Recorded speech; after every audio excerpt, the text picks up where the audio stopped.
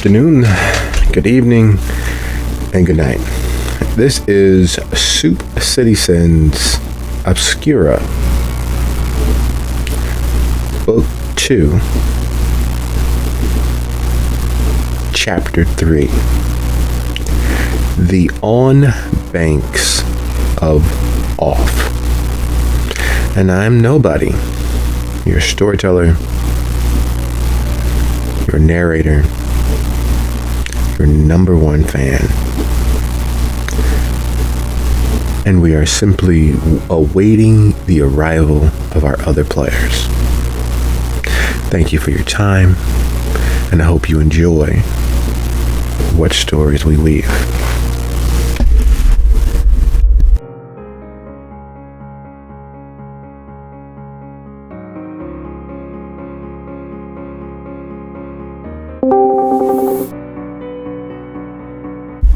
Greetings and salutations. How we doing?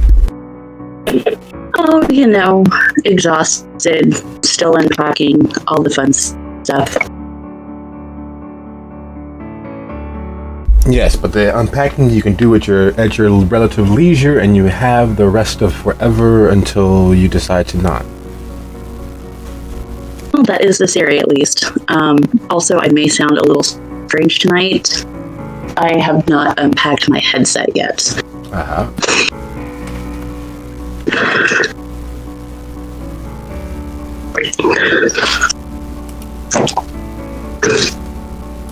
How have you been? Overall, not bad. There was a soft lockdown at the middle kids' school yesterday, so that was less than rewarding emotionally. That is the opposite of exciting. Well, we get to choose. Anxiety, excitement, we can call it whatever we want. The same chemicals are released.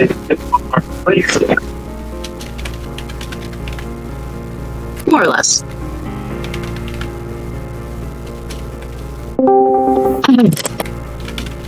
Greetings and salutations. How we doing?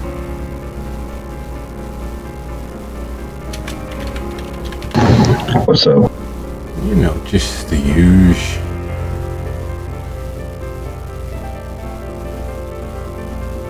Can you hear me? Yep. Yes. Keep forgetting I have push to talk now.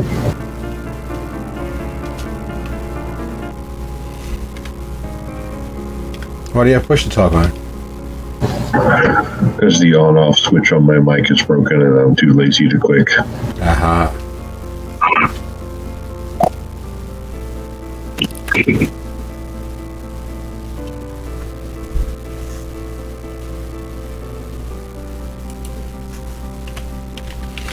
Well, pseudo cliffhangers because of running out of time and not wanting to put us into a situation where it would actually be mid everything cliffhanger kind of potentially but bit us in the ass. With Eric's schedule changing as it has, that means that one of the motley will not actually be there or will only be cognizant late. Would either of you like to shadow pilot Kira, just in case they manage to show up? I did. I feel like I've just been voluntold. Well, it is entirely up to you. You don't have to. It's just that I'm not really thinking it'd be fair for me to make them wittier, more active, more engaged, or less struck by the insanity of the moment. Because there is a very good chance that I may underplay their being whelmed. That's fair. I suppose it's not too big of an issue considering that our characters have that extra bond. Yes. Speaking of which, pardon my yawn. Sorry, it's been a long several days and all that. If you'll give me 4.5 minutes, I'm going to step away. We are roughly 12 minutes to our hard start, and I'm going to engage a little nicotine and be right back. All right.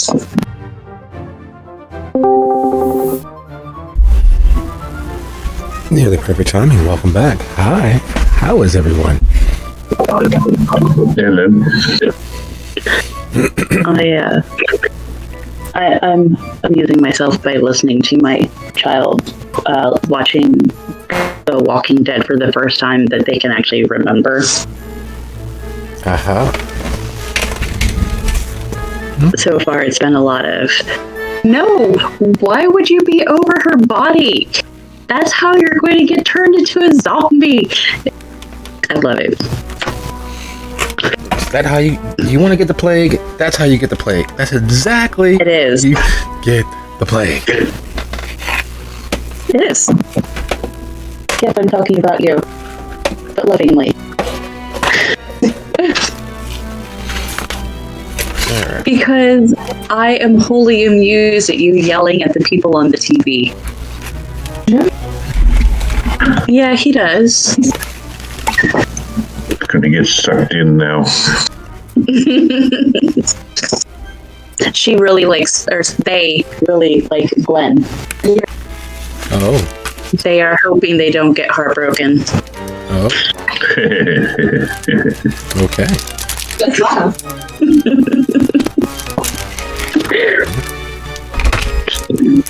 Today we are going floral. The mirror burned out, so I'm relighting one that should get us through the bulk of play. And we're going to do orchid and pineapple. And while I gather our scents for the evening, what questions, suggestions, hypotheses, or corners do we need to round up?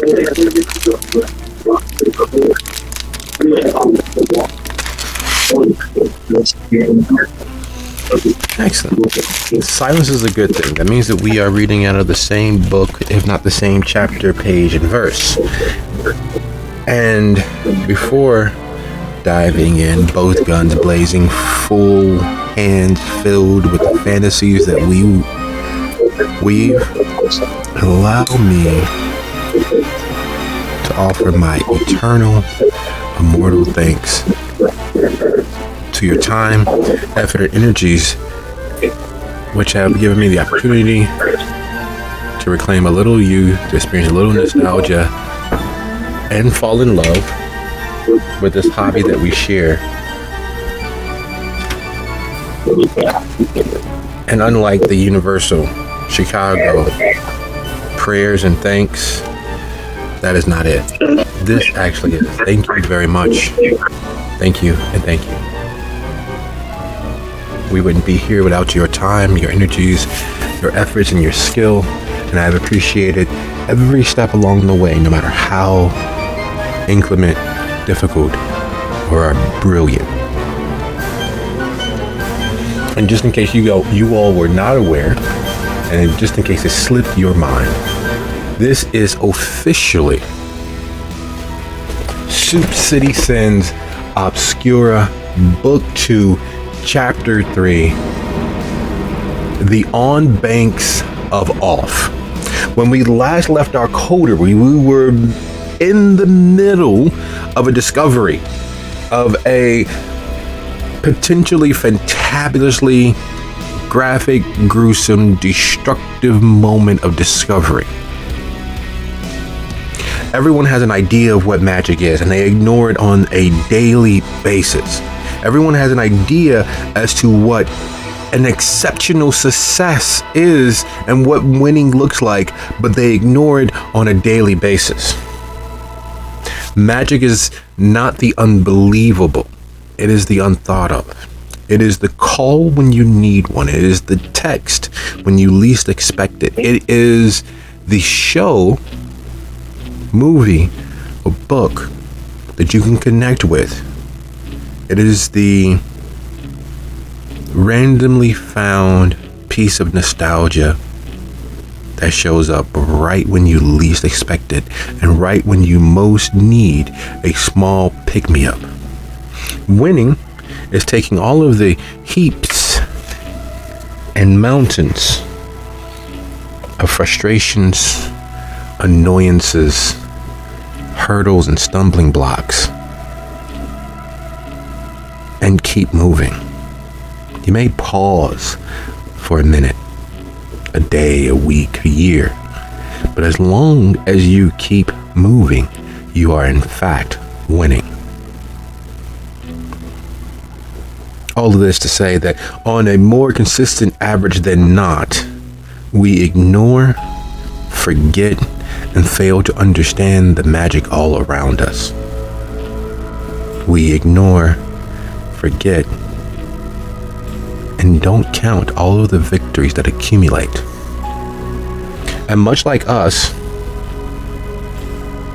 the changelings forget things.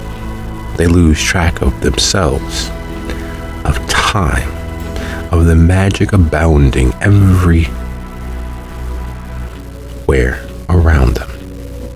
They discount all of the many minor victories.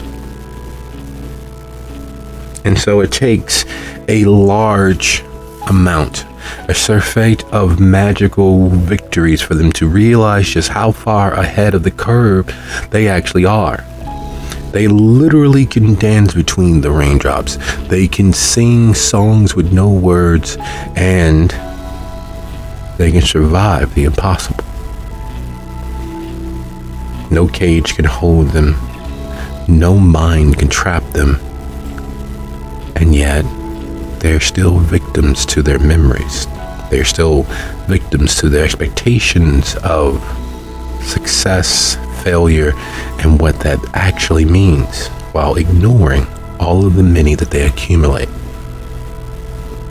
So as the touch of Arcadia rips through the apartment, as the touch of the purest, simplistically brilliant magic of the impossible grips the building,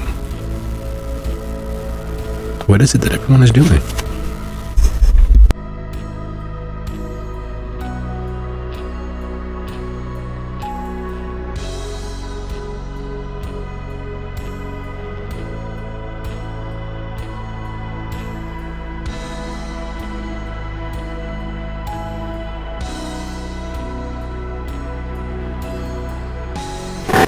If I remember right, Aurora and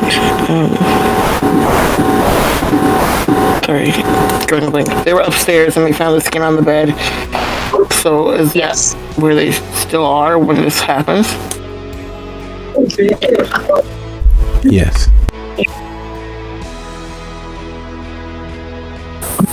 She looks Yeah. her compatriot. Slowly backing out of the room. Sound about right?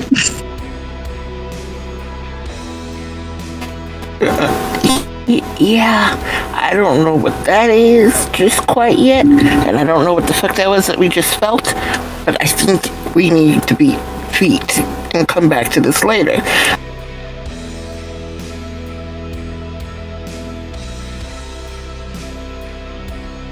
Not a bad idea.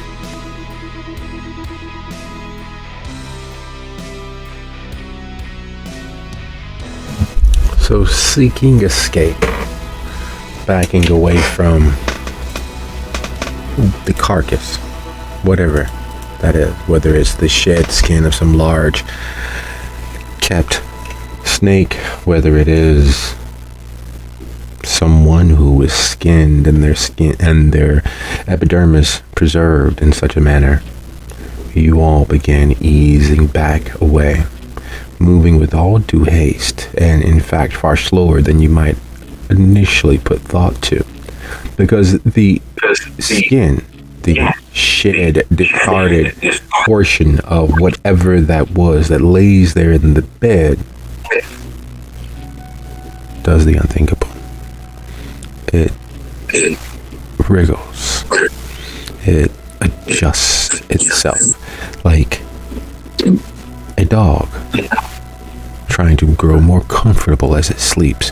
The hairs falling into place, the muscles rippling underneath the skin. Save there are no muscles there. There are no sinew. There is no signs of intelligence, no cranial space for our brain. Yet the skin ripples and undulates as if it is settling more into place.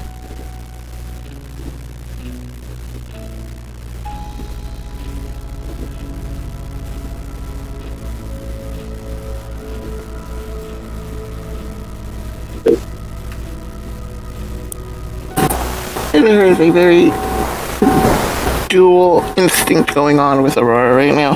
Part of her wants to snap a picture so that she can show the others.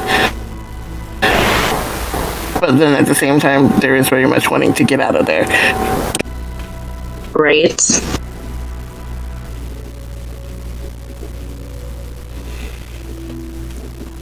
And as you all reach the door jamb, the threshold of this particular space, it slides from the bed like spaghettis overfilled on a plate.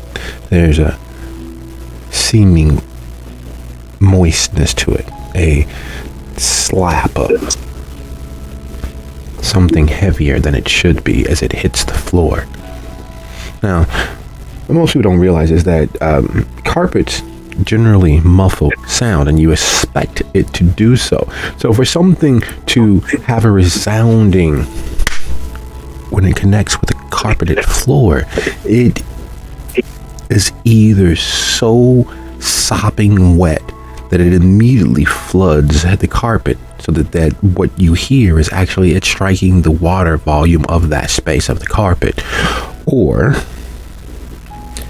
it is extraordinarily heavy, so that the padding of the carpet and the carpet pad and insulating pad beneath that does nothing to muffle its weight. But either way, in either consideration, the skin begins moving across the floor as if it is a living serpentine thing. The scales on it causing it to grip and slide forward and move towards you all as you all make the doorway, like a sleeping dog that allows the robbers in and doesn't bother to look up as they rifle through all of the valuables. It is only as the thieves attempt to leave that the dog is roused.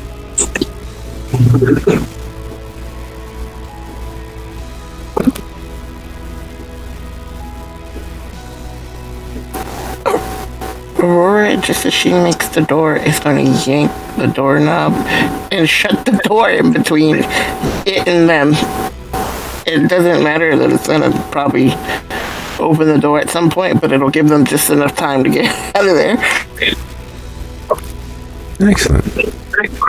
Would you be so kind as to go ahead and utilize the door as a melee weapon to bar your path?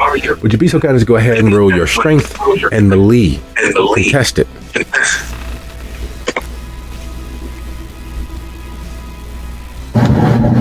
Were we all together? I can't remember if we were all together or if Kira and Harmony were together and the other two were together. Kira and Harmony were together, and then I was with Aurora.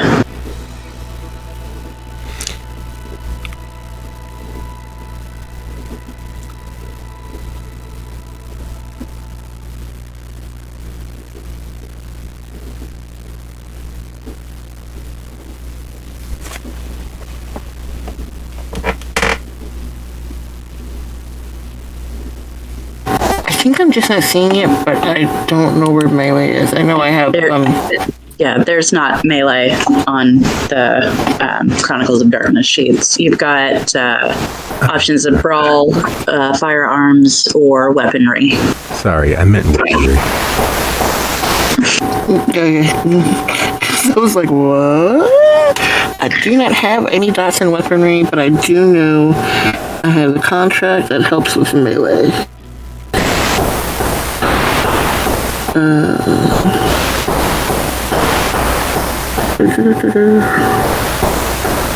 Oh, it gives me armor, I guess. This doesn't really help me right now. I just need to be able to shut the door. Alright, well, give it a lovely roll. With your glamour and your banality. But let it fly. Let's see what we get. Let's see what fate has in store for you. Okay, gravy. You can do it.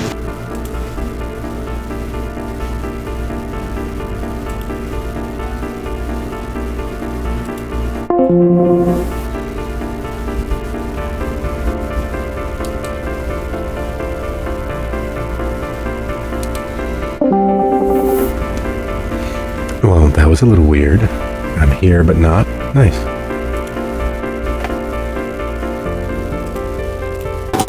Is there a glamour point in this? I don't think so, right? It's just a roll.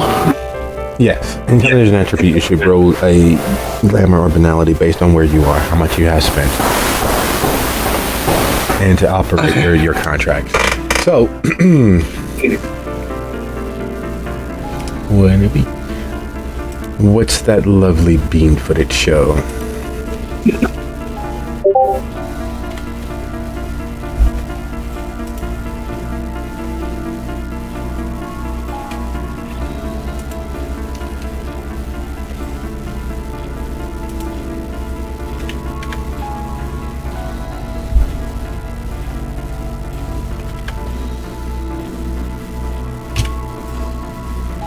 She was not made for strength. She was very much stealth. Yes. You slam the door closed on it, and you expect to hear a thump as it crashes against it. Something as wet and flavorfully distinct as it's slapping against the floor, as that dry-looking little snake skin seems to slither and move with far more fluidity than it should, instead of it breaking and crumbling as its dryness would seem to dictate. Instead of a thump, instead of a smashing of it against the door, it sounds like someone's pouring a huge, tall glass of lemonade as your feet become entrapped and gripped by the snakeskin as it slithers beneath the door as if the door was no impediment whatsoever. It is using you and your strength to pull itself free, and everywhere that it touches, you smell the scent of burning cotton and leather, i.e. your shoe, your socks, your jeans, as it's crawling its way up your leg, pulling itself free.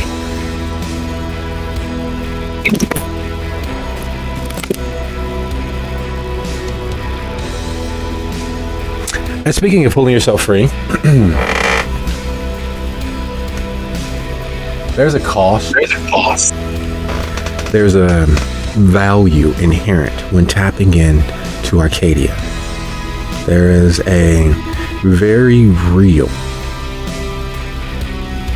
paranoia anytime you sufficiently tap into the magic of Arcadia, because one, you're no longer shielded, which is problematic enough as it is, but it also sends up a signal flare. It sends up a beacon that here be a something of Arcadia.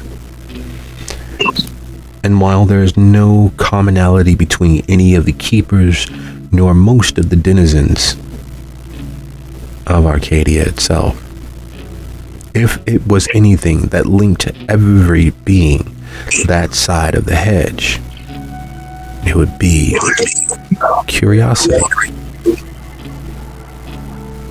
Literally, what's this? What's that you got? And several other verbal epitaphs to that, drawing them near, turning their gaze towards that flare, that bright flash of light across a starless night sky.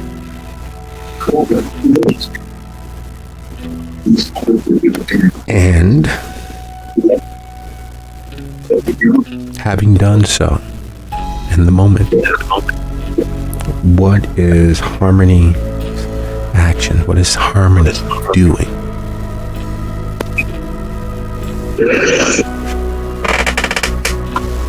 I am not sure. What was I doing? Well, you typed into Arcadian and you're preparing to face off against the cleaner.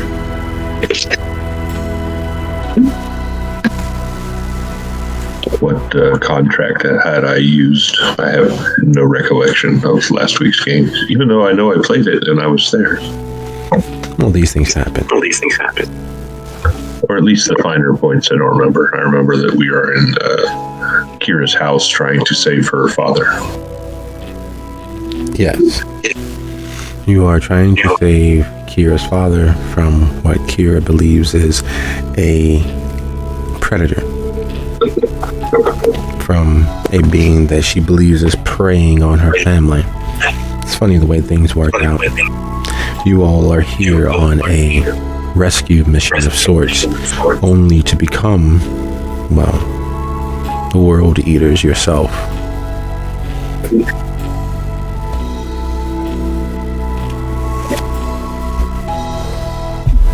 Give me one quick second. I have to check some notes. Okay. Every time I try to take notes, then I lose track of what I'm actually doing at the moment.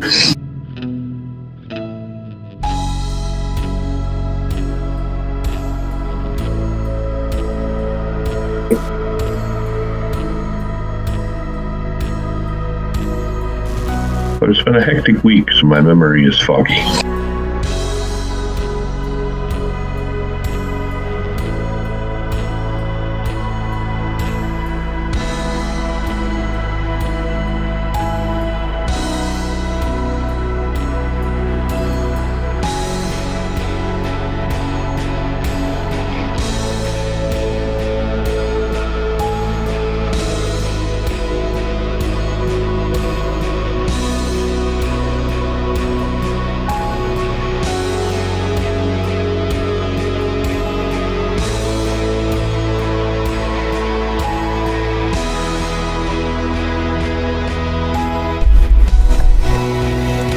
Sorry about that.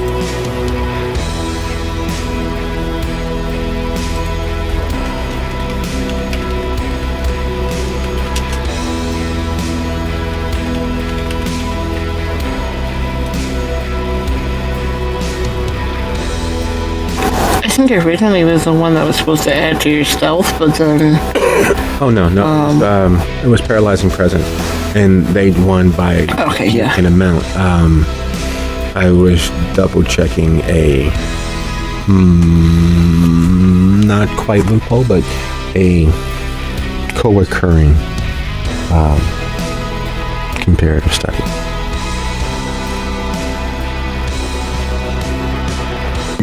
Let me pull up the contract real quick, and then I will hopefully remember exactly what my intention was.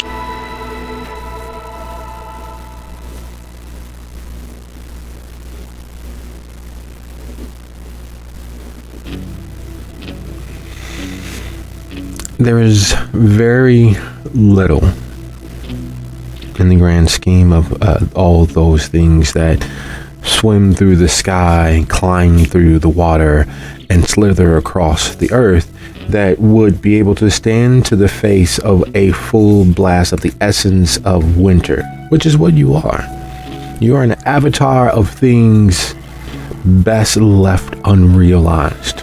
As all fair as you are the penultimate example of what a warrior of your particular season might be. You, in every easy moment, remind your other changeling, in fact, even some of the members of your motley, of what the keepers were and are.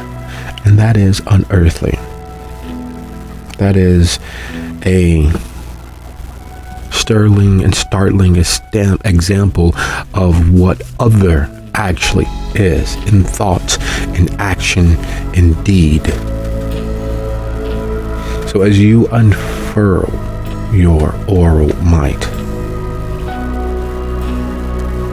the fact that he goes completely stock still, his smile spreading literally from ear to ear, the bright, shiny teeth in his mouth seemingly instantaneously becoming more jagged, his eyes going as dark and dead as the grave, and his already darker skin seeming to take on the very essence of shadow.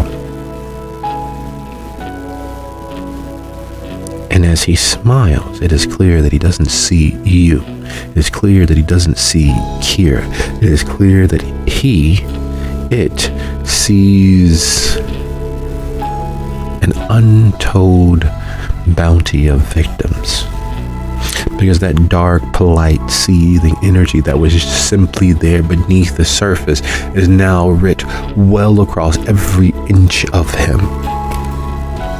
His fingers longer than his forearms, the palm of his hand having only expanded at less than an inch, but the fingers growing larger and rictus, seeming as if they are, instead of fingers, as if each and every last one of them are legs to some huge arachnid. His ramrod straight stature and stance, creeping and creaking, sounding like trees being bent as his back hunches and his face leans forward. His legs even seeming once as upright as steel poles bend and creak, except for they don't bend the way that normal human legs bend. There's no forward motion. They are reverse. The knees bending backwards, along with the thigh. And he stares into that middle space where you are, but clearly not seeing you. A slavering beginning at the corners of his lips, and instead of it being that white, thick, mucousy substance that most humans have, it is something less, something odious, a mild greenish tint to it, thick and viscous as used oil.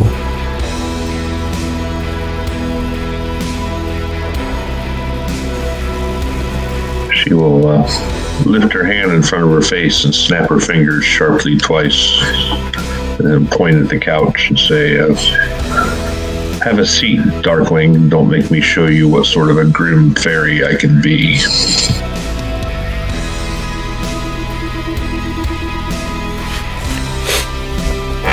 So you're attempting to snap him out of the paralyzed state that he's in, seeing all of the bounteous, beautiful victims there for his own caress, and bring him back to this moment.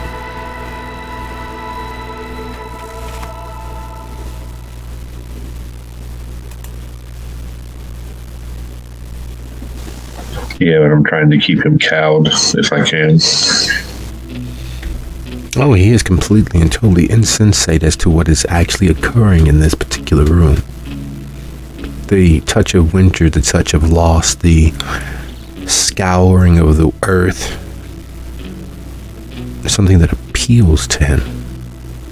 The idea of a cold, barren place filled with victims keeps him wholly inured to the now. But you may bring him back, you may attract his attention, you may bring him back into this moment, making him completely aware as to what's going on.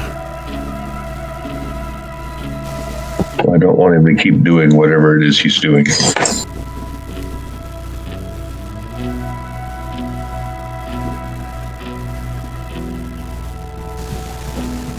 So yeah, I guess I will, with the sharp snapping of my fingers, I'll snap him out of it and try to get him to comply.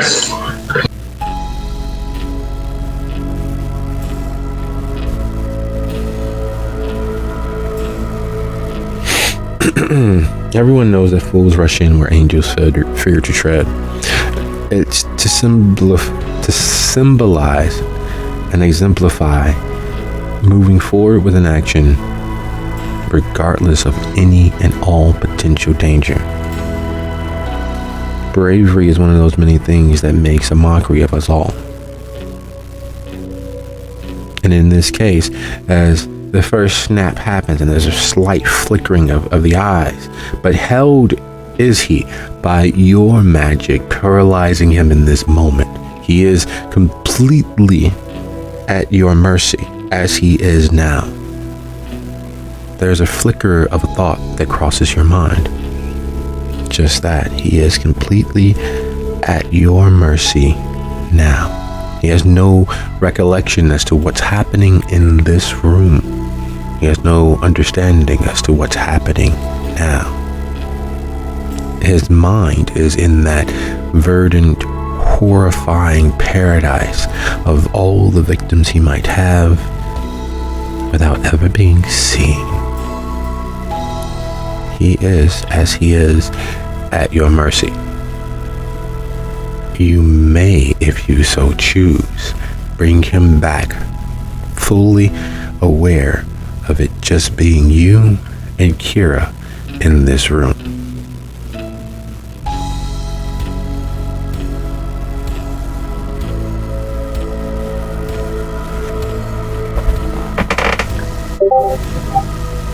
Well, then, I don't necessarily want to let him free, so he attacks me.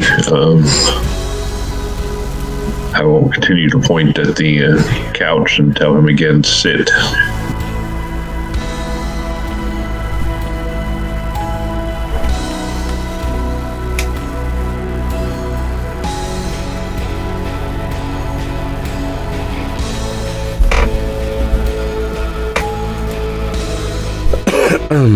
Noble, as you were ghost piloting Kira, are they just standing, staring at the horror of the person being that kept watching with him for so many years? Or would Kira attempt anything? I feel like Kira would just do her best to make herself small and tuck herself behind Harmony, who at this moment looks big and scary.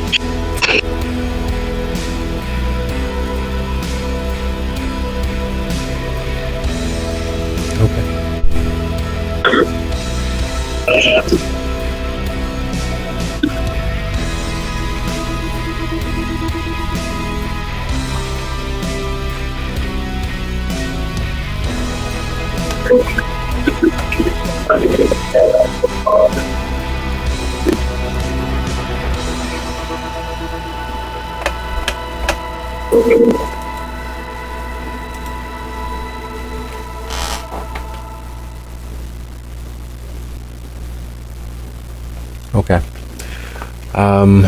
Did you get that, or was I on mute still? No. Okay. Kira cowering behind Harmony in the midst of freeing a fell creature to act was heard.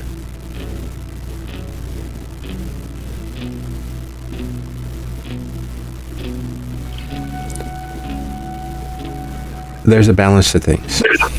Fate gives with both hands exactly as it takes away.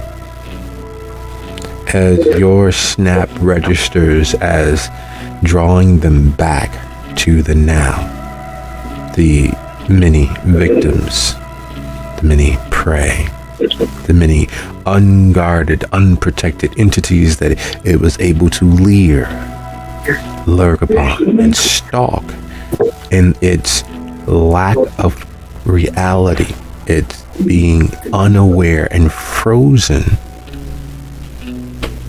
with the idea of winter.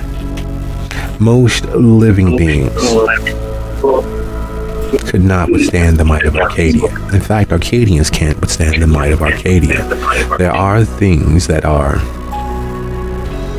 all but impervious to fear and are frozen by the idea of it. They are shunted away, like the mind locks them into themselves, as their relative clarity is extraordinarily high. Bringing it back to the now gives it full, with the minus's operational ability. So as you snap again and demand that it move, bringing his attention away from where it was locked, frozen, at your mercy, is the sound of the other shoe dropping. It is the sound of the thin wire holding the sword of Damocles over its head, snapping like a guitar wire in the middle of a set. Well, you can change it very quickly if you brought enough. The question is whether you have spares. The question is, can you dive away from the throne before the sword crashes through you? The question becomes, whose shoe is it anyway, and why are there always two? And as it springs aware, we turn our gaze to the upstairs, with Hazel watching Aurora be consumed by the snakeskin, with the snakeskin inherent and intent on digesting both of you eventually. But for now, a lovely drink of water to whet its appetite.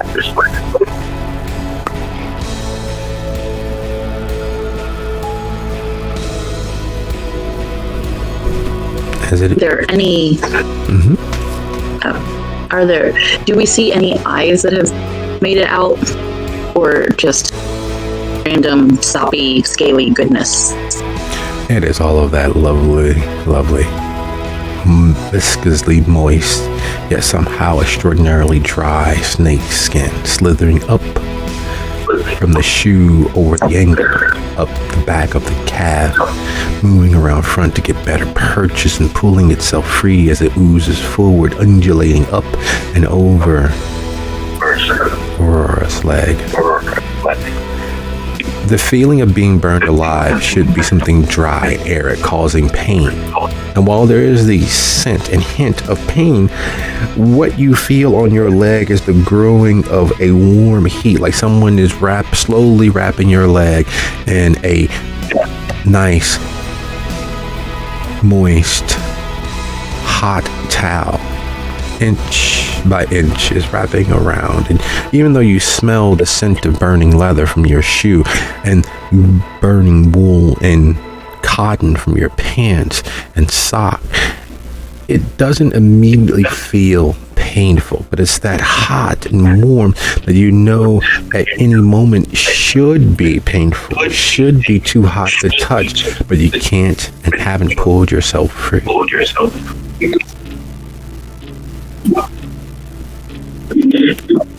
All right. So what's in the hallway? Are there like little table lamps, statues, like little knickknacks that would be heavy?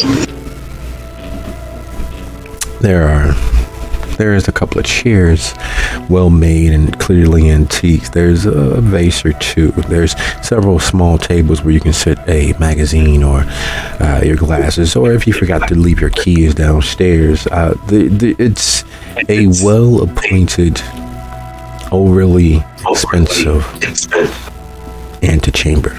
Not quite a full hall, though it's close enough to count.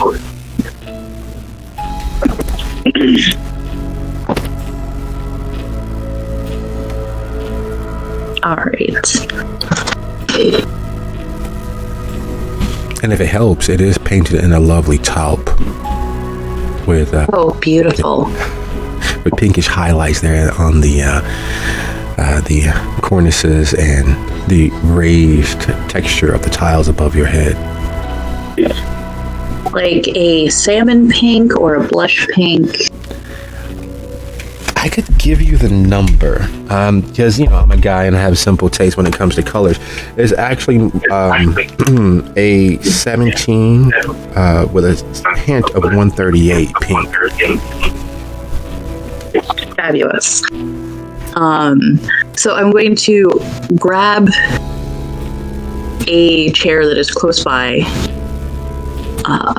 set it down close to Aurora in hopes that she's able to scamper up it while I go back to grab something else to hit it with, electrocute it with, I don't know.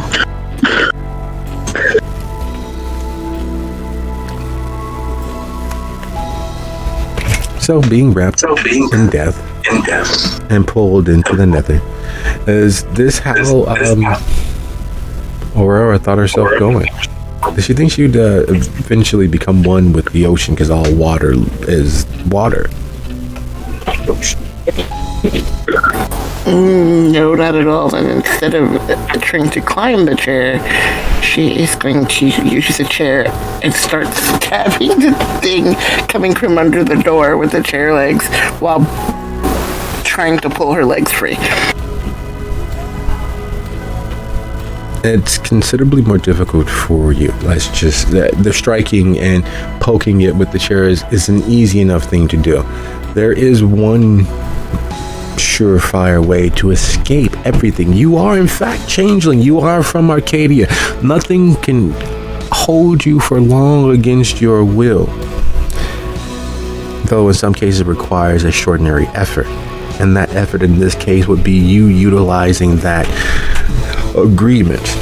It would be you utilizing that touch of otherness to escape this weird, strange, and destructive moment. Doing so potentially taps into your reserves and could cause all manner of problems for your future self. Do you do so? Do you keep things mundane and attempt to fight off this thing?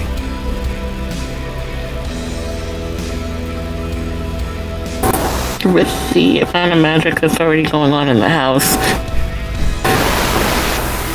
she is aware that much more would definitely paint a target, but she has to get out of this, so she's going to do what she has to escape. Okay. That being the case, as you strike it with the chair, as you try to lantern and pull yourself free, would you be so kind as to tap into your strength plus word, utilizing, of course, your one glamour die, and give it a roll as high as you can, contestedly. And while we do so, and while we get your dice pool together, what is your mantle and how high is it? What court, what season are you part of? I am spring. I see.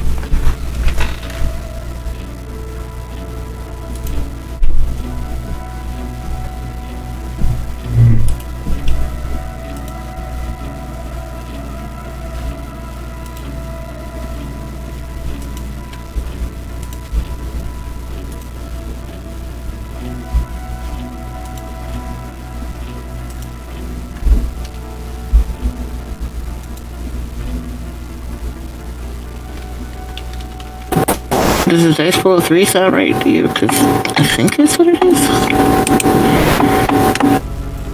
Your strength plus your word? I have 2 in strength and 1 in word, yeah. Okay. So, 3. Okay. See, I told you, she's not a fighter. Or me.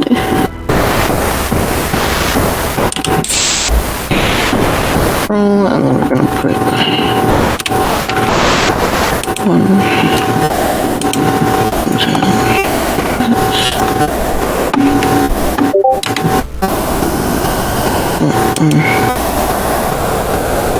Okay, that's as high as that's going.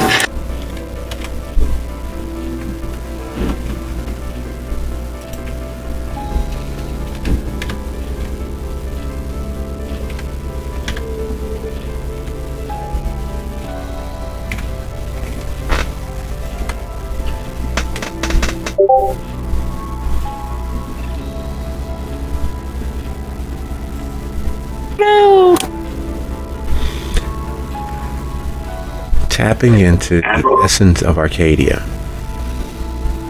There's one of the many things about spring that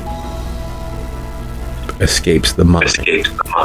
There is a sensuality to it, a teasing lasciviousness that is there in every fresh bloom and opening flower, to the buzzing of every bee.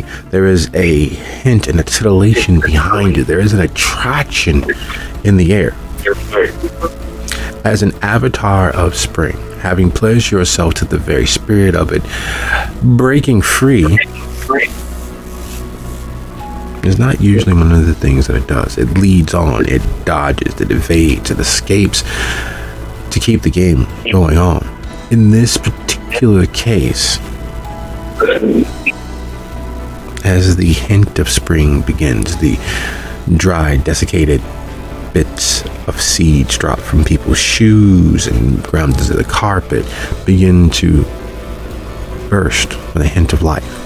There's a scent of fresh growing grass. There's the sticky heat in the air that starts on those days after the rains have already come, the dew is long gone, and the world seems to heat up in expectation of what summer might bring while enjoying the fullness of spring. This thing gets Twitter-pated, to say the least. Its slow, inexorable crawl up as you stab it with the chair, effectively causing it to scream in pleasure and explode upon itself in pain, somehow finds that enjoyable. And instead of doing that which it should, what should come naturally, it holds tighter and firmer and squirms a little faster.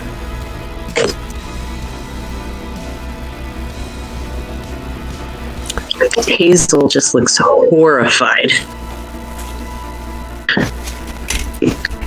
What did you do to it?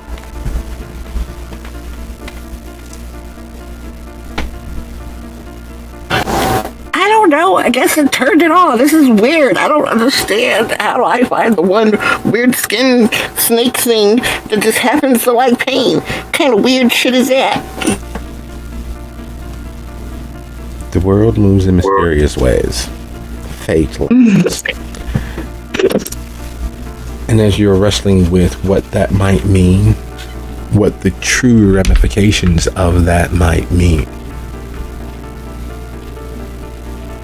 having fornicated in circles, it is time for us to road test that hypothesis. As it becomes aware of you, of here, of now, of what it has unveiled without meaning to, you see recognition dawning. You see it slowly coming back to itself, slowly understanding that it has been unmasked, its toupee snatched off its head, its fake teeth forced down its own throat.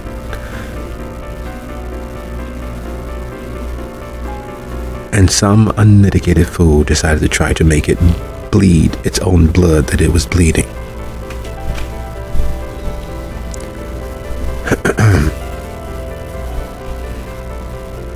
With that proud and glorious pain settling into his gaze, knowing that a simple thing, reaction to being shamed or being maligned or being controlled, is to skip the first emotion, to not deal with it and move to the secondary emotion, which usually results in some small amount of pain dished out or taken or both. With that realization sitting there, is there anything that Harmony or Kira would do?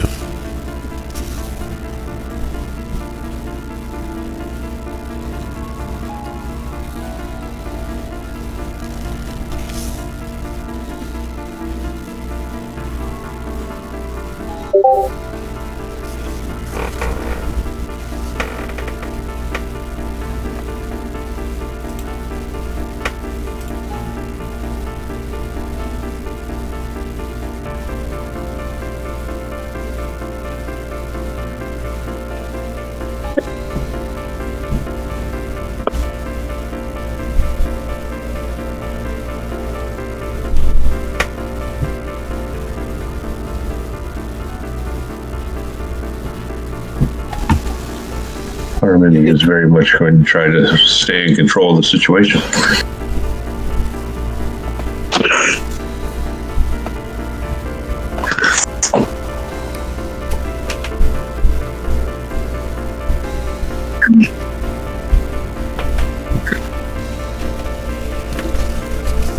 I think go ahead. Kara is probably just gonna do her best to peek around to see what's going on.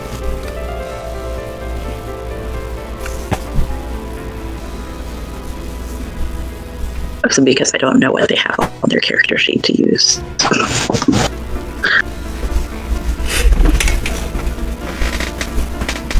They are an elemental.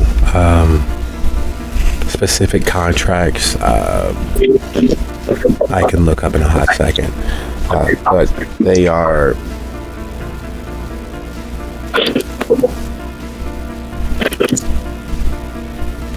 I know they're still very new to being back, so cowering and peeking is probably the most appropriate course of action, unless they need to do like a Hail Mary.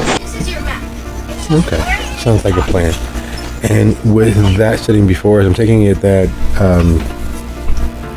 Harmony will attempt to tap back in and freeze them once more.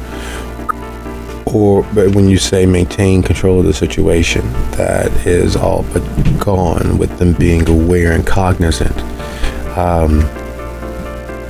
To give us a few moments, and with little one, as you all just heard, is a little active. It's 22 after the hour. Let's take a quick 10 and be back here at 32 after.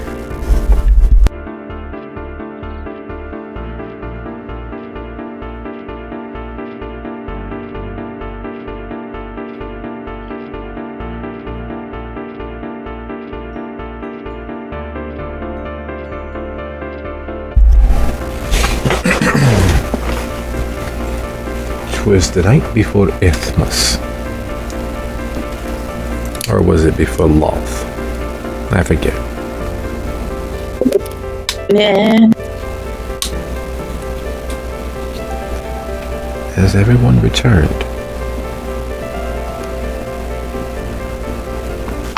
Yep. Yeah, I had we've been having a weird mystery in the house where food items are going missing and nobody knows what happened to them. Does anyone sleep eating? We've had to deal with that a few times, unfortunately. Starting to wonder. Raiding the refrigerator.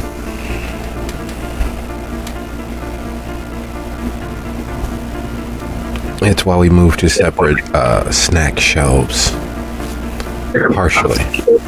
Because kids fight over almost anything.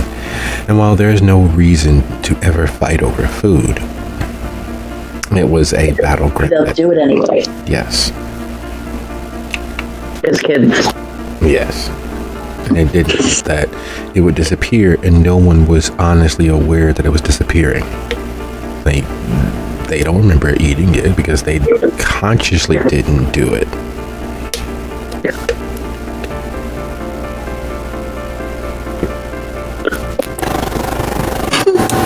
I know you said there's never a reason to fight over it, but if somebody eats my cheesecake bites, it's gonna be on and poppy. Fair enough. I understand. A treat's a treat, and you're saving it for yourself. But yeah, it is. I don't know about your household, but for us, depending on changing of meds and overall tiredness from extraordinary number of activities during the day, there would be some somnambulant snacking, which created all sorts of chaos. I just, because most of the packages to things are so hard to open when you're awake. So I'm trying to figure out how the hell that would happen when you're half asleep or sleeping, and then getting a spoon and all of that. I'm sure it happens. I've heard of people sleep driving before, so that's kind of crazy. Oh yeah, I spent it in the morning. everyone sleep. Well, not everyone, but enough people sleep driving as to make it very problematic and risky. But we're back. We're shaking off the bounds of this world. Harmony is staring into the face of a slowly rousing thing.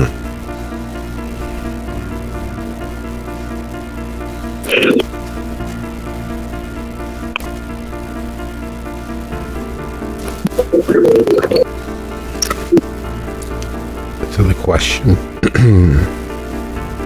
their intentions are to seize or re-seize control of the moment. How will they go about that? By being attacked or anything? If not for the glacial speed of its movements and recognizing that it is unmasked, as it were, that it's been frozen in its truth, yes, you very well would be. Yes, you very well will be if enough time elapses for it to fully come into itself. The embarrassment of being unmanned, unmasked, combined with the natural vanity of things that can hide in plain sight, would push it past its dealing with its own emotional nakedness to its secondary emotion. And for most beings, that secondary emotion is either anger or some derivative thereof, typically.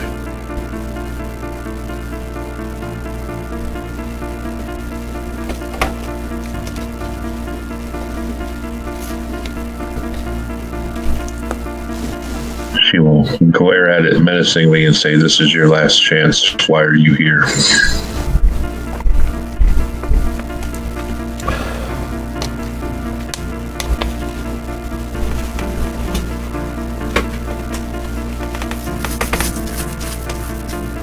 It takes a while for it to really take in the fact that it has been unmasked, it has been unmanned, it's been laid bare, that it was frozen through the weight of your aura being released, your dread gaze, as it were, shocking it into a near catatonic state, placing it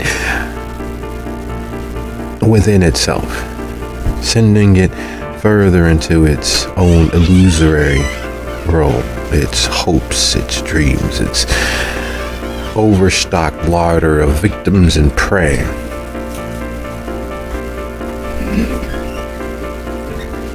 And 3 actions later, from you snapping it out of the frozen storm that you placed it into, from you knocking it senselessly into its own imaginations, it springs into action in the only way such fell things might. It lashes out, kicking you through the window. To follow, of course, but first things first.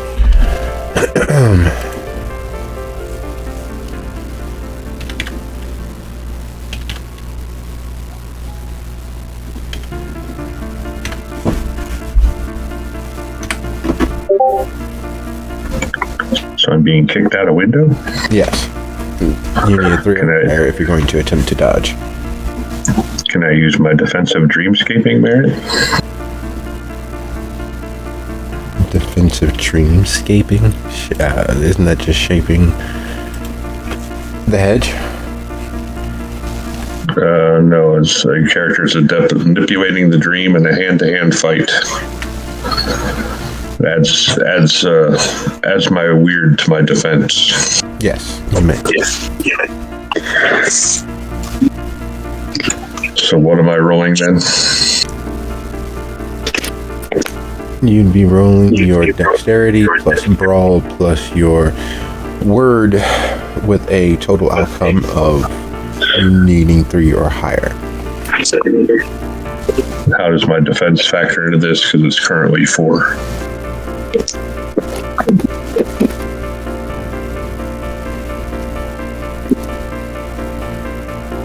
Good question. The DC was 4, and I did not roll it. I'm sorry. So go ahead, roll, and you need a 1 or better.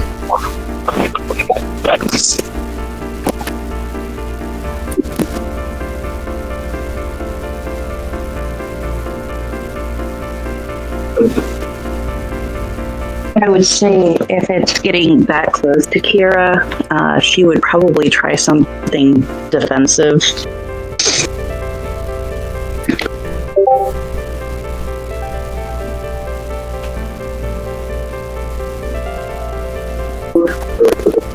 Gotcha. Where is my... There we go.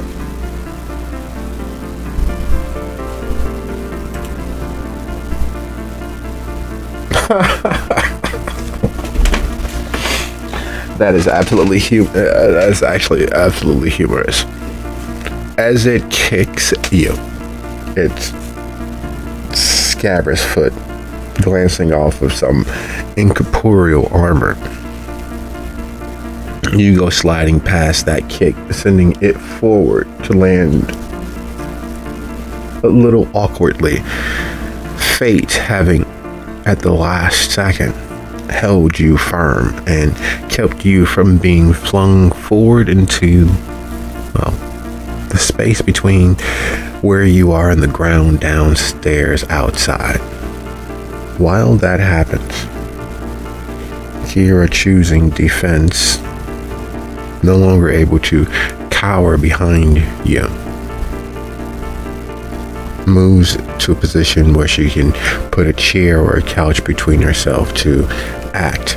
And as she does, the moment that her hand touches the wood of the chair, it begins forming a blade, a great cavalry sword of vengeance, and twisty, turning with all manner of bits of this and that, looking for all the world as if she's fashioned a sword out of a freshly cut tree limb. While that is happening, what is it that Harmony's doing? Because, you know, no one likes being made a fool of. It whirls, looks at Kira, and then turns towards you. Of the two, with Harmony's experience, she is in fact the harder of targets. She is clearly the one most in charge. She is clearly the larger, more authoritative combatant. Yet, instead of attacking or harming Kira, it turns towards her. How far away is Kira? About 15 feet right now.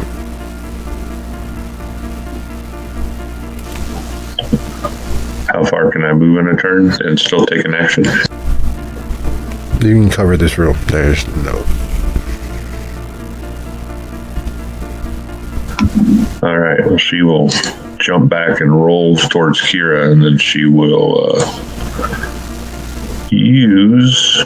Look up the name of it here.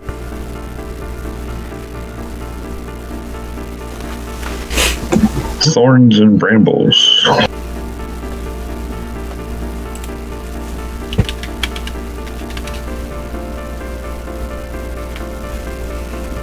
Thorns and bramble. What might that do for you? Well, it will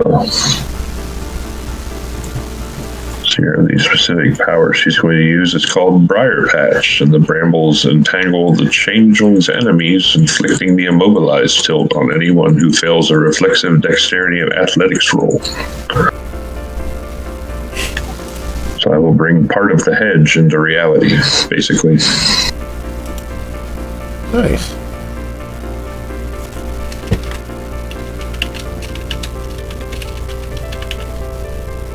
And what's the DC? Just one, unfortunately. Alright. What do we got, Mr. Monster? What do you got? At least I assume it's my weird rating. It doesn't actually specify. It just says a reflexive dexterity and athletics roll. Okay. So they can add anything to it. I can't add anything to it if it's reflexive.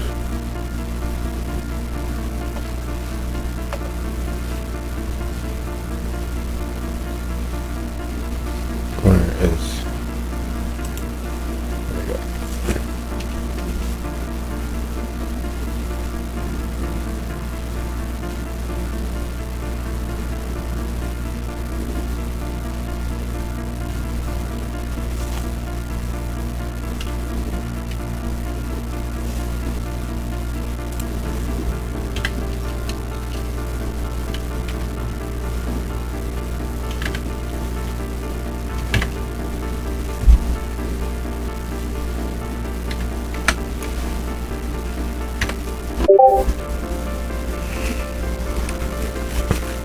So as you leap backwards, rolling towards Kira, there's a moment where it sees you moving and its dark eyes swell as if you're seeing someone rush towards your child, as if you see a car speeding down the road. It looks for a flickering moment, for a flickering second, like it's more worried about you incidentally harming Kira than it. And as you land and gesticulate in its general directions, the floor erupts in branches and barbs and bushes and hedges and all manner of flora and fauna tearing through the floor, reaching towards it. And while most would be shocked, surprised, caught off guard, it rages through towards you in its attempt to clear. There was a video game years and years ago called Madden, where they had this thing, this special little trick that would add damage and increase the opportunity of fumbling. It's called the hit stick, and that's what it's intending to do to you, to hit you with the stick of its very being, sending you trucked forward and away from Kira.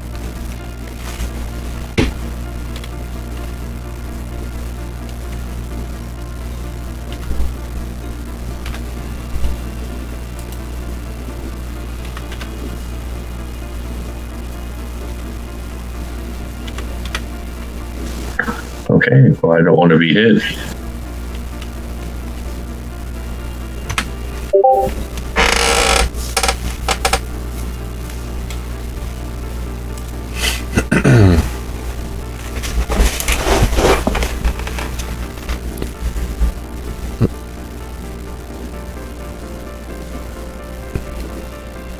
So would you be so kind if you are taking a defensive action?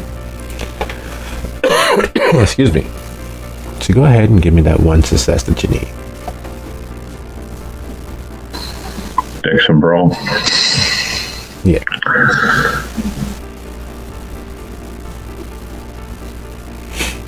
And while that brawl is happening and it's attempting to put distance between you and Kira, we take a look upstairs. This thing, having now reached your thigh and pulling itself forward. Hazel, weapons abound. Well, improvised weapons abound. You can smack it with something. You can beat it with something else. You could throw one of the tables onto it to try to hold it in place. You could go and attempt to wrestle it free with your hands. What have you decided is the weapon of choice? What have you decided is the action of choice? It is all the way now to Aurora's thigh. She is going to grab a table lamp, take the shade off of it, break the bulb, but leave it turned on, and hopefully stab it to electrocute.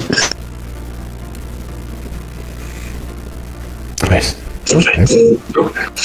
Would you be so kind to go ahead and roll your strength plus weaponry?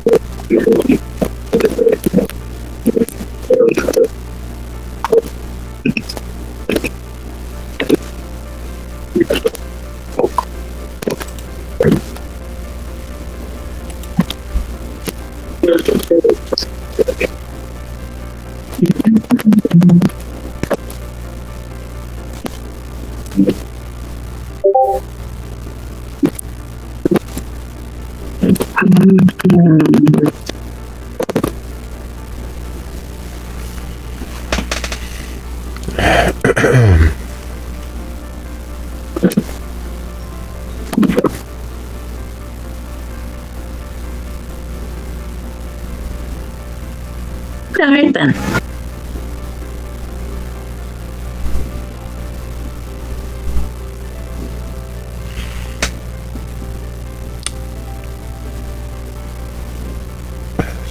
And trust is going to add to, what's your strength?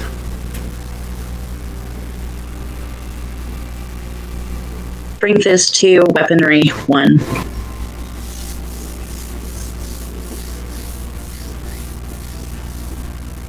No, just what's your strength? It's going to be a straight just exchange of damage here.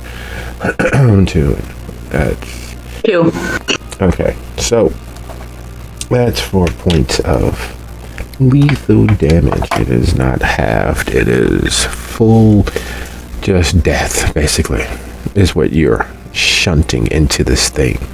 You just the unbridled raw wattage from the wall through the lamp, through the bulb, and all of that. So while it is stepped down considerably, it is still enough to cause extraordinary amounts of pain in anything that it touches. It is the dangerous prison version of a taser.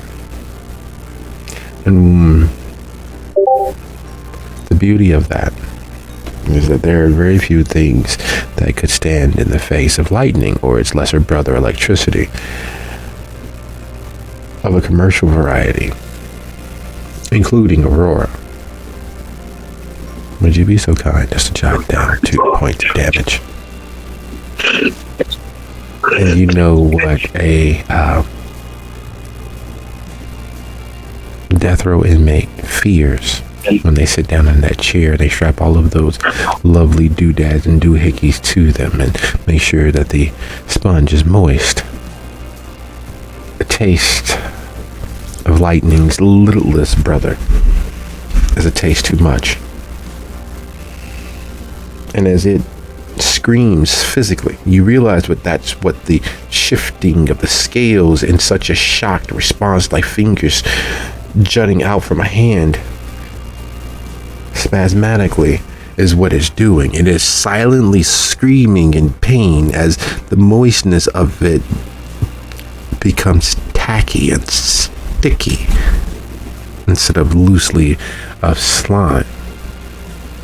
Feeling that, and its grip slackening some, what is it that Aurora is doing?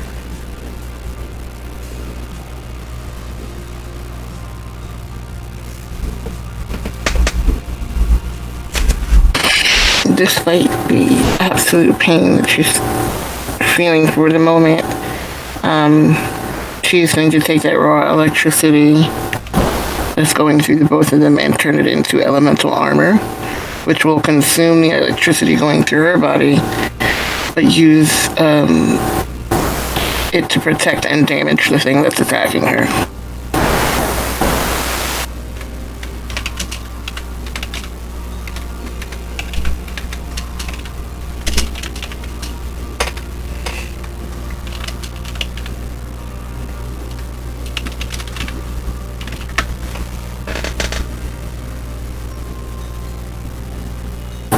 It's called Primal Glory. It's 2 glamour, but it's instant. There is no roll for it.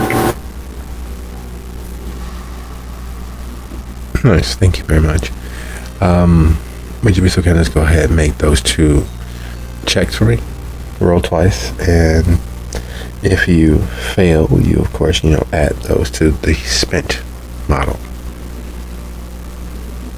So you'd be rolling with the total of your results if you fail both or either.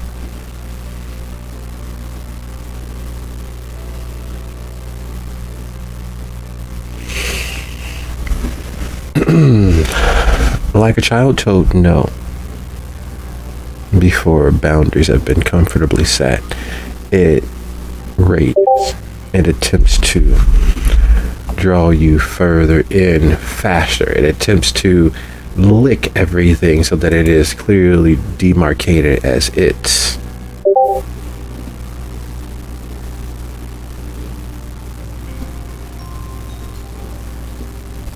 So go ahead and increase your banality by 1, and then you have to make your second roll, right? Because it costs 2. And while you make notations of that, the fact that it's in pain, the fact that it can be pained, the response that it gives is telling. It is behaving like an ill-managed pet. It is behaving like a child. It is behaving like something that has not had to hunt for its daily bread. It is behaving. Are we sure I did that right? Because it doesn't feel like I did it right.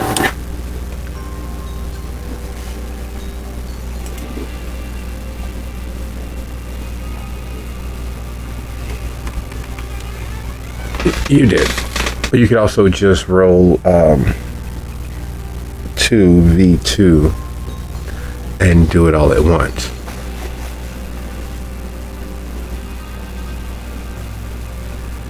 Okay, it's cool. I marked it down, the 2 dots taken off. So what would that put her at? As when next time I roll hunger, it's going to be what, like 3? Yes. Okay.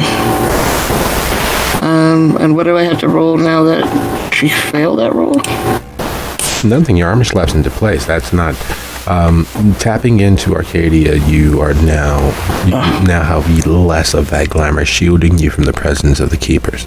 You have less of that to keep you from slipping into the madness of everyday banality. You have less of yourself in this moment. It works much the same way as hunger does for kindred. You need to replenish, lest the risk of you falling out of favor with all that is Arcadia. Well, you'll wake up one day and be a octogenarian sitting in the bingo hall as your only source of excitement, of socialization, and magic. You'll go to the grocery stores and complain about the price of peas. You'll remark that things in your time were much better. The bags of Cheetos were just filled with air. People were more respectful. Children were more honest. Politicians spoke the truth, and gas was far less expensive. Now, everyone's so sensitive these days. They can't make up their mind. The politicians are crooked. The children are disrespectful. And it goes on and on.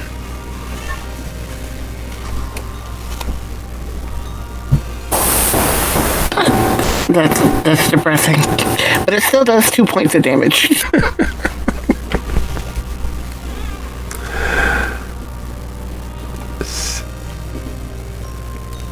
So tapping into Arcadia, with it still sparkling and fizzing and crying silently in pain,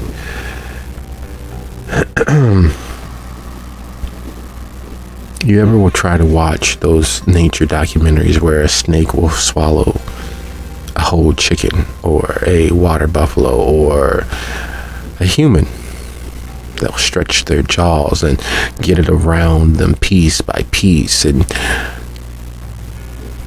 halfway down they realize that thing that they're shoving in their gullet, that bit of food, is too much. But they can't get it out, and it's stuck there. That's what happens to this thing as your armor forms around it. The electric charge that was delivered so lovingly still rocketing through it. And it realizes that it has bit off more than it can possibly swallow. It has attempted to consume more than it can hold. And it slides from you. There's a as it oozes down your leg, still undulating to the beat of the electric current that it was suffering under. And it twitches and lays there, its lower extremity still partially underneath the door, twitching, expiring in front of you. Your shoe is nearly completely eaten through. Your socks are gone. Your lower pants leg is nothing more than tatters. And your skin had begun to bruise and abrade. Yet it lays there, twitching.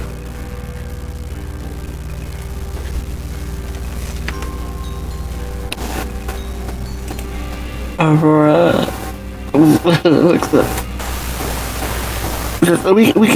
We gotta go. Somebody's probably called the cops with all the noise that's going on. Do you hear what's going on downstairs? We gotta go. Yup.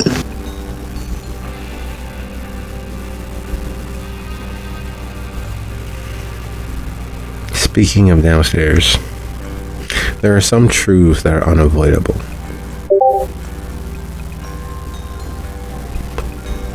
Love cannot be found where it is not, nor hidden where it is. It is as obvious as the touch of a breeze on the skin, the light of the sun, or the moon above head. And with each breath, it reveals itself. Having dodged the attack just barely, nearly taking the full brunt of its rush, you having rolled out of the way places it between you and Kira, with its back towards Kira.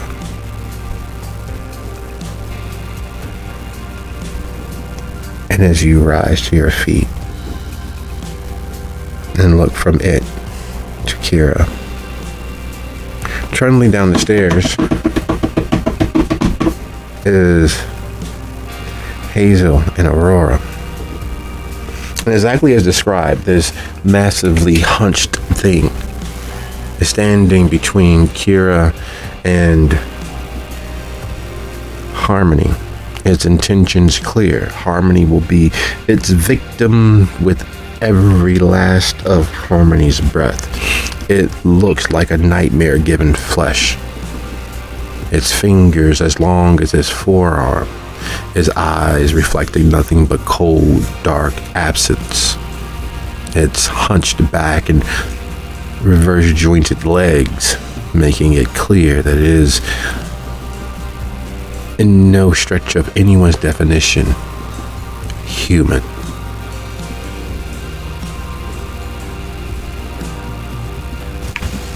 The brambles are still there as well. They follow me around.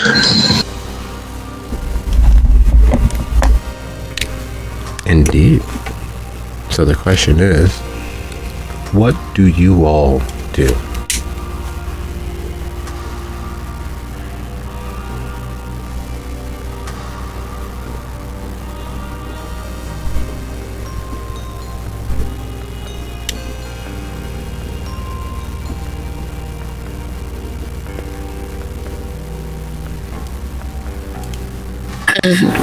Aurora kind of almost cartoonishly skids to a halt at the bottom of the stairs. Looks around. Giant snake thing upstairs? We gotta go. Like, I know you're fighting this thing, but somebody's probably called the cops, and I don't want to be here when I get here. We're going to have to figure this out.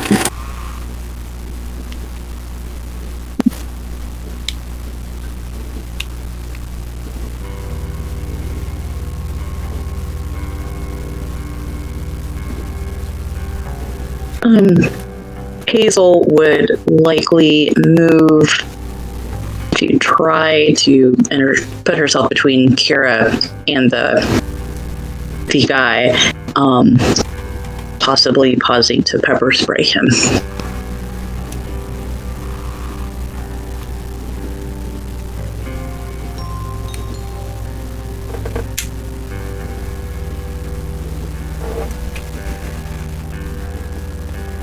In harmony.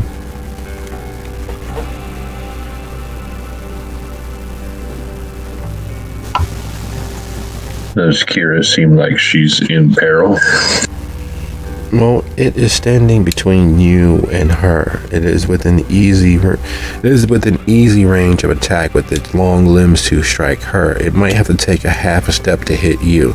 And with Hazel attempting to slide by, raising her arm to paint it with whatever's inside of that canister, and Aurora nearer the door, still within a step and a half, 2 steps of its range. Everyone's in danger. An arcing swipe or a step through swipe, and it could easily hit all of you, though it wouldn't have to step to hit Kira.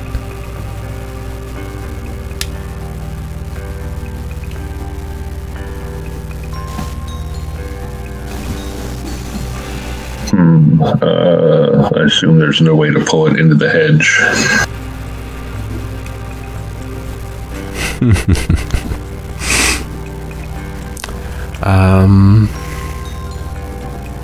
It managed to tear its way free of it.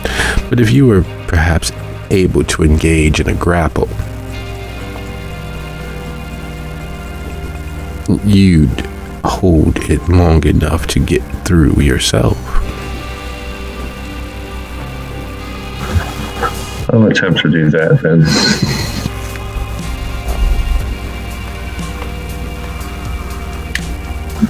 I'm not as suicidal as Tyke, but I am defensive, so.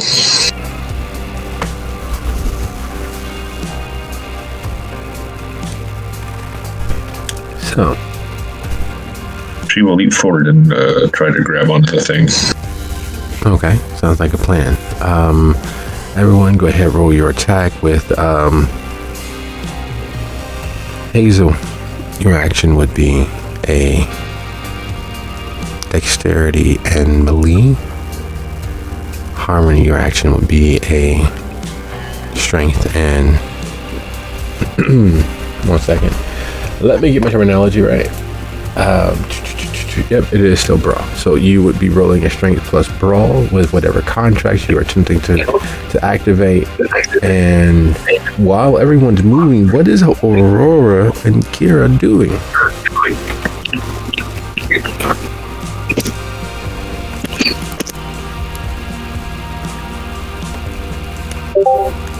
Watching. Kira is still trying to get over that whole having accidentally killed someone thing. So she is going to just stand there defensively. Will counter if necessary, but just not quite willing to go any further yet.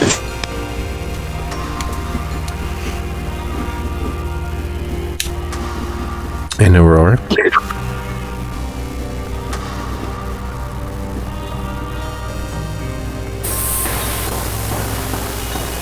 Since she is nearest the door, she's probably not going to stop heading for the door.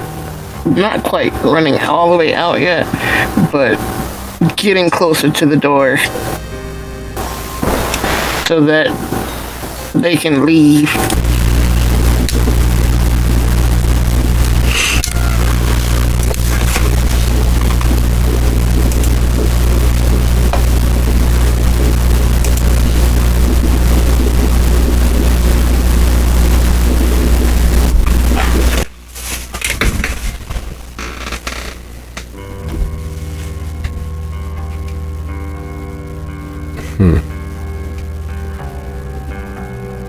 Okay, let's make this contested.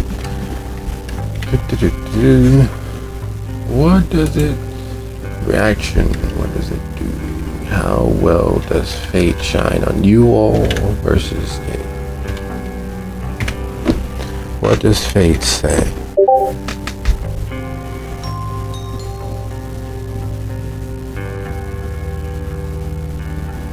As everyone moves and Hazel perfumes the air with pepper spray, and she doesn't have the over the counter version. It's that bright, slightly orange stuff that comes shooting out of the nozzle of the small canister in her hand.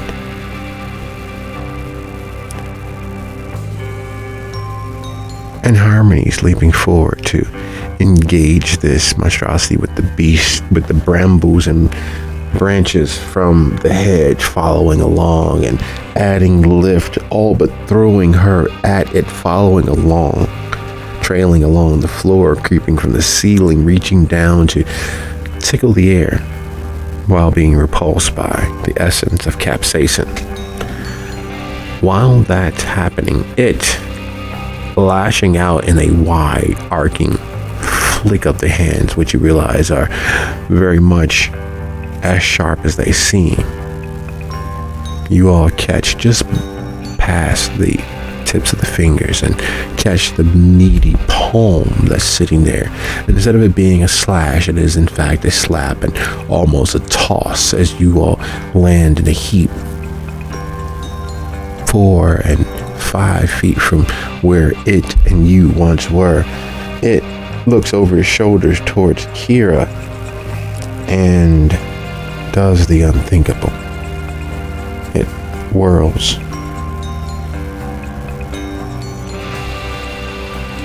following the angle and arc of its initial response, grabbing her and leaps from the window.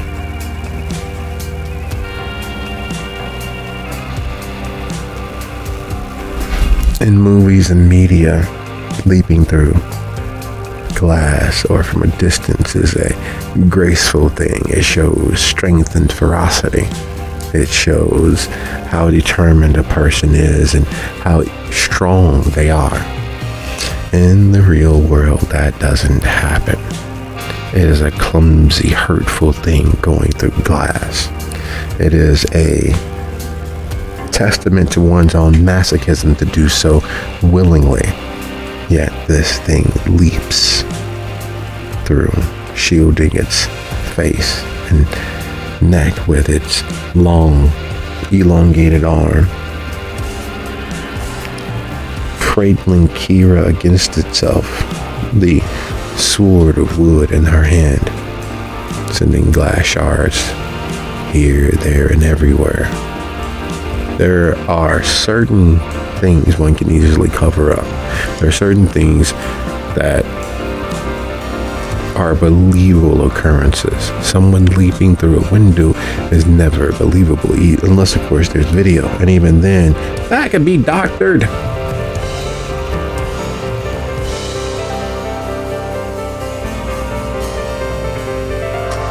In this case, it can't be doctored. In this case, it very much is as destructive and damaging as it seems.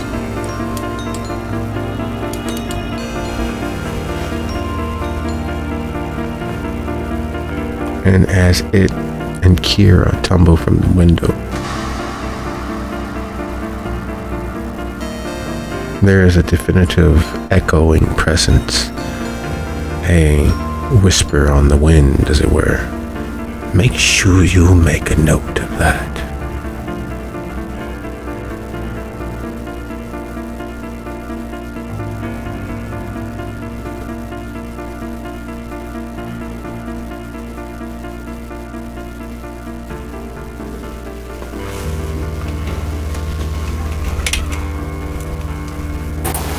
Am I the only one that heard that?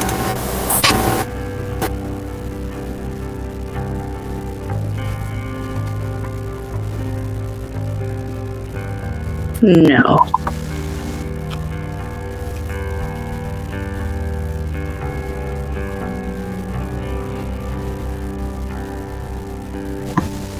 Where is Kira? She was thrown out the window or run off with? Yes. She's in the clutches of it. She and it are through and out into the night.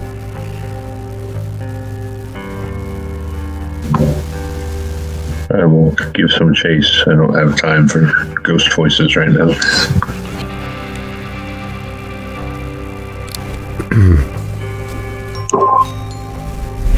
What's your athletics, Harmony?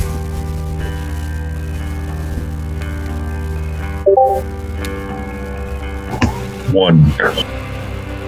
It is an effort, but your determination is higher than your willingness to accept a failure. So as it goes leaping and racing across the concrete below, you go out of the window, landing not quite as gracefully nor as powerfully, but determined though you are in the leap and landing. There's not much posing. There's a staggering, stumbling, beginning to gain speed and reach your velocity as it takes off across the street and it ducks between the buildings and it is off and running. It is one action ahead of you, roughly. And while that's happening, Aurora, Hazel,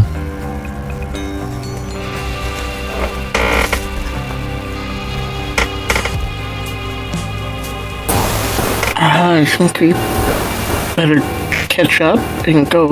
But before that, Aurora is going to try to fix the window using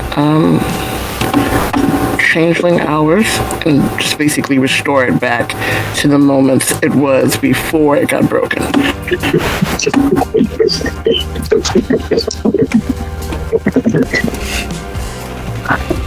Okay. Would you be so kind as to... does changeling hour require a glamour expenditure? Yeah, it's instant and it's like 1 glamour expenditure. Alright. So you'll be rolling with 4.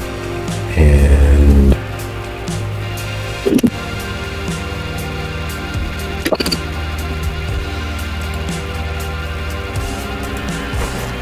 So what's the dice pool in that?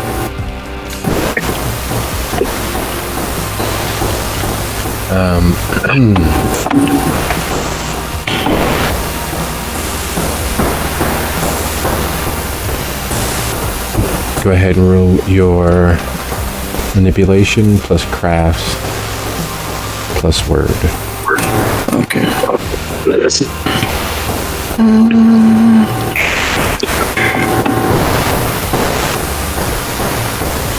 Okay.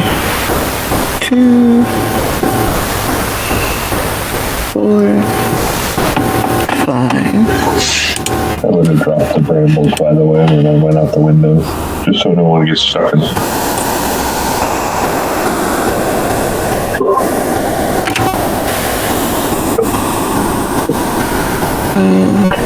But they may want to go after me. It'll be fine. It'll be fine. Right, it's fine.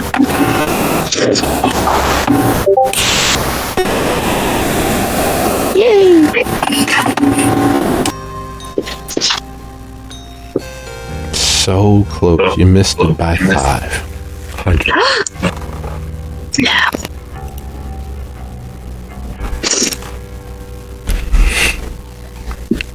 You haven't been here before.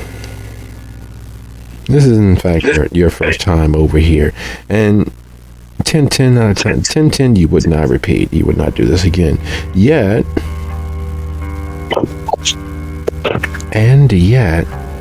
you immaculately return the window to whence it came. You make it better than new. Not just as good. It is, in fact, better, cleaner, sturdier than it was. You overshot, not just to where you came in, but to where the window is several decades newer than what it presently is.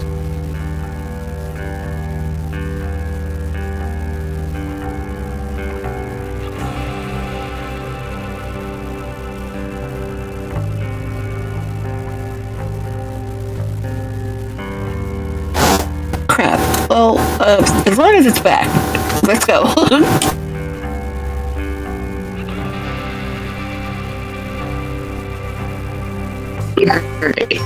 Hazel too will exit the door normally, like a normal person. And Aurora might notice that Hazel does not look nearly as stressed as someone normally would if one of their friends just got kidnapped.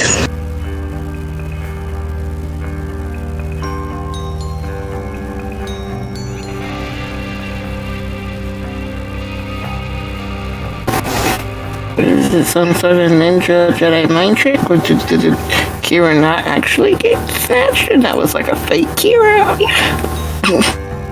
No, that was our Kira, but it's fine. I can find her.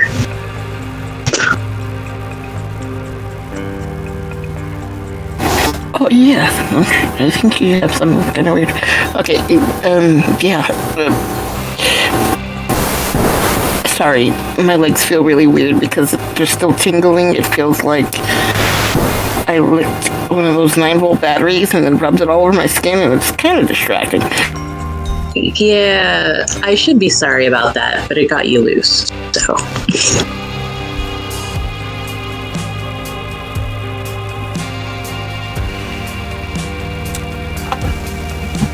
Harmony, in a last-ditch effort, will pull a knife from her boot and toss it at the fleeing thing.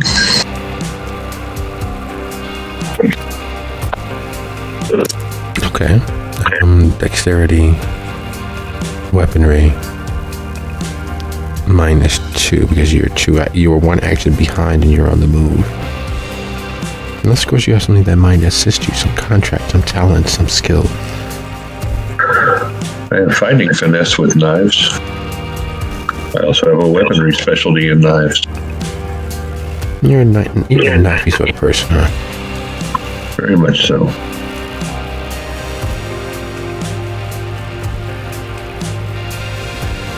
So -2. Trying to account for you're using it as a projectile, but no, just make it a roll. We'll see what you get. We'll see where the world lands you.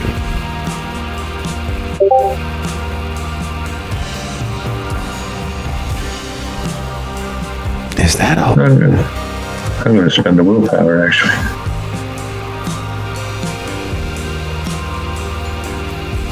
Which didn't help, but still. It's the thought that counts, just like gifts. It's the value that counts, right? And I know way that most people think. It's not about how much money you spent. It's about how well of a deal you got when spending it.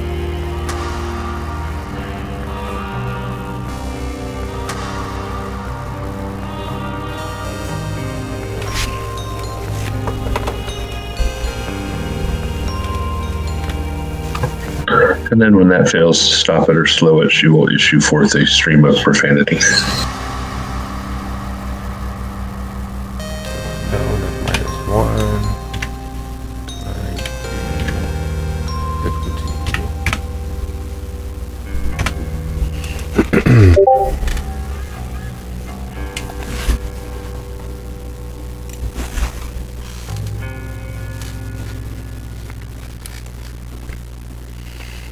Your blade has never struck truer. It lodges itself in the meaty back of the creature. Unfortunately, as per your prayers to fate, it is not enough to fell the creature. It is not enough to impede the creature. Thus far, you haven't done enough damage to put it down to stop it from moving.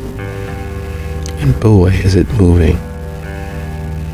If there was money on the line in regards to its lack of speed, everyone who bet against it would be eating their hat, as the saying goes.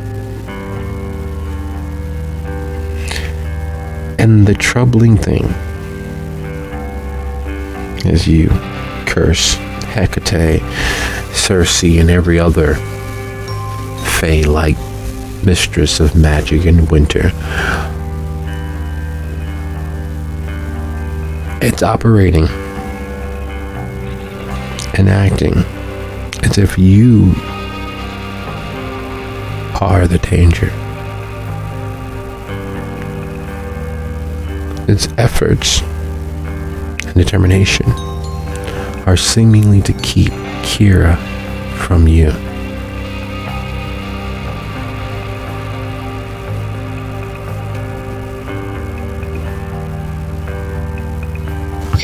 Does she know if she hit it? Yes.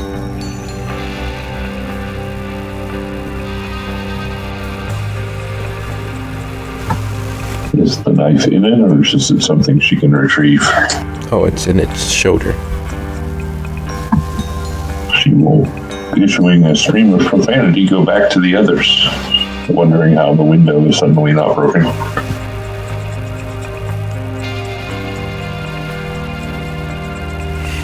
As you're heading back to the apartment with the now completely repaired window, Aurora and Hazel are exiting.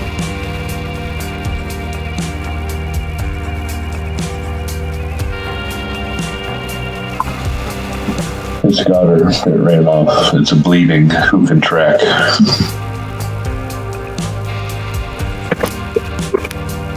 Don't need to. I know exactly where she is. Well, that's handy. It'd be easier when they stop. It's like it's trying to protect her. I don't know whether it's the fetch or some sort of guardian here for her family. Oh, we know that her Probably fetch thinks- is here. Yeah, and it probably thinks she's the fetch. Or has been here before there was a fetch. And kind of some sort of protector towards baby Kira. It's possible that in any case it has her.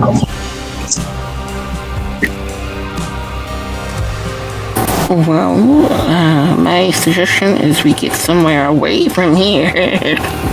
Way away from here and wait for it to stop and then go find it. I should have just killed it. Lesson learned.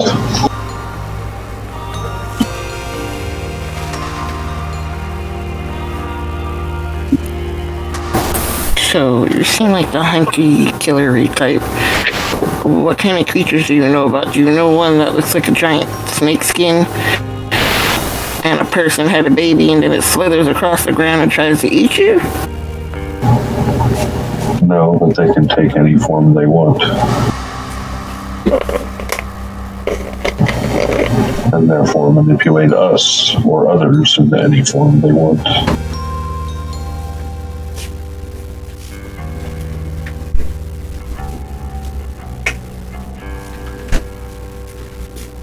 I am supposing that they are walking and talking, and Aurora looks at Hazel like, that wasn't helpful, but okay. Hazel will just shrug.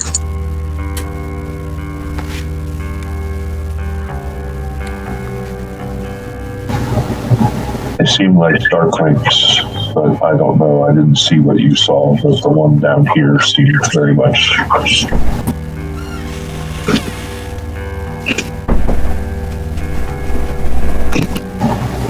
That said, I don't know what they are. Maybe they're not like us.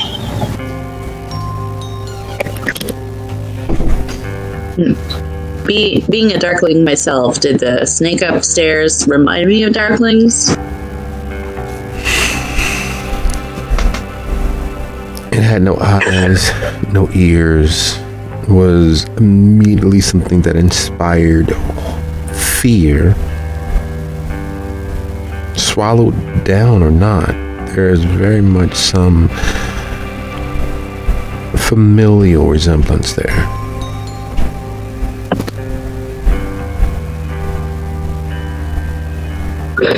Well, the jury's still out, but I didn't see any eyes or ears. Could have been a darkling.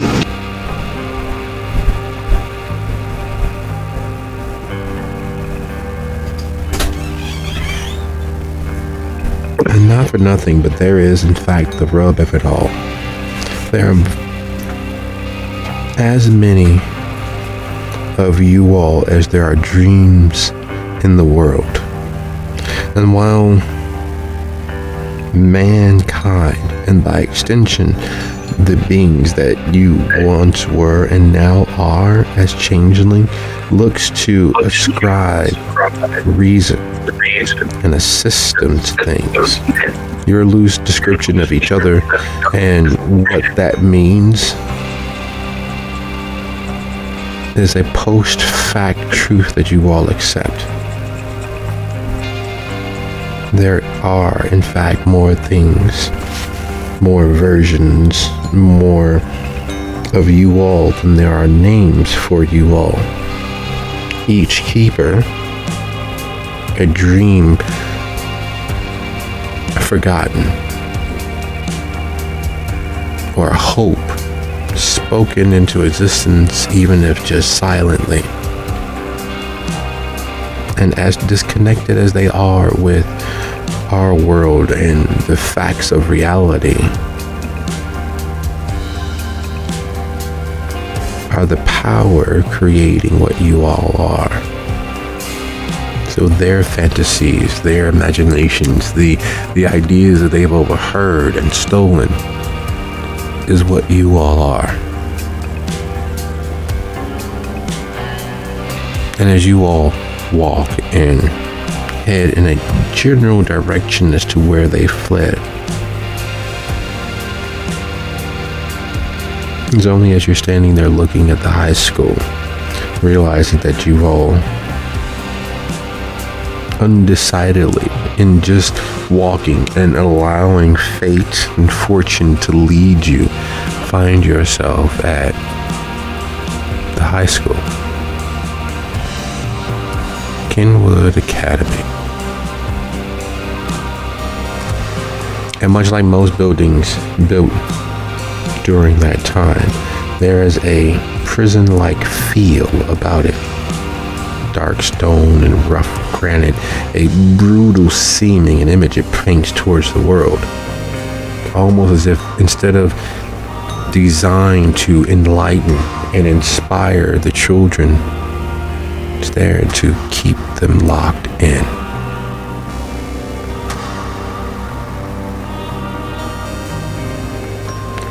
And considering what that might mean, why a thing such as it would head and flee towards a child's school,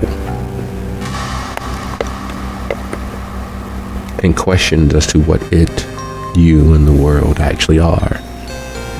Fresh in mind, I'd like to thank you all for a lovely episode, and I'll see you guys next time, where you may successfully or unsuccessfully mount the rescue of Kira. Good night, everybody. Yay, sign off.